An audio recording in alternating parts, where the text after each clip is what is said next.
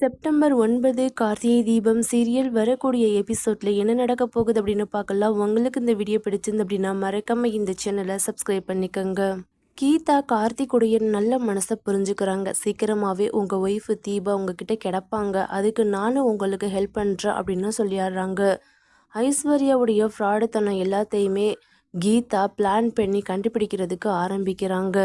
ஸ்டார்டிங்கில் இருந்தே ஐஸ்வர்யாவுடைய சின்ன சின்ன நடவடிக்கையை கண்டுபிடிச்சு அவங்க சரியான ஃப்ராடு அப்படிங்கிறதையே கீதா கண்டுபிடிக்கிறாங்க.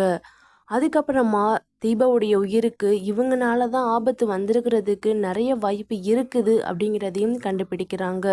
அது உண்மையா பொய்யா அப்படிங்கிறத கண்டுபிடிக்கிறதுக்காக ஐஸ்வர்யாவுடைய ஃபோனையும் திருடி அவங்களுடைய கான்டாக்ட் லிஸ்ட் எல்லாத்தையுமே செக் பண்ண ஆரம்பிக்கிறாங்க கீதா.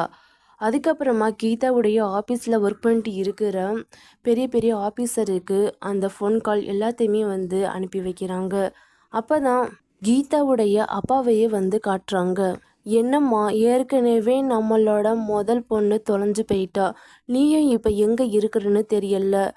இப்போ நீ இல்லாமல் உங்கள் அம்மா ஒழுங்காக சாப்பிட மாட்டேங்கிறா, தூங்க மாட்டேங்கிறா, நீ எப்போம்மா வருவ அப்படின்னு கேட்குறாங்க.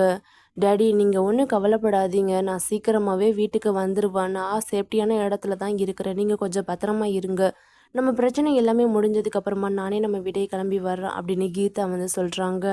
நம்ம அப்பாவும் சின்ன வயசில் என் கூட பிறந்த ஒருத்தன் அக்கா தொலைஞ்சு போயிட்டாங்க அப்படின்னு அப்பா சொல்லியிருந்தாங்க. ஒருவேளை தீபாவாக இருப்பாங்களோ அப்படிங்கிற ஒரு சந்தேகமும் இப்போ தான் கீதாவுக்கு வர ஆரம்பிச்சிருக்குது.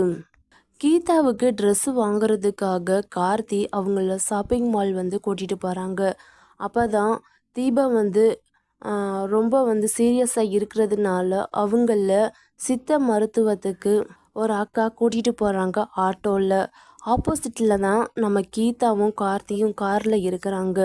அதே மாதிரியே யாருன்னே தெரியாத ஒரு அக்காவும் தீபாவும் இன்னொரு ஆட்டோவில் உட்காந்துருக்குறாங்க.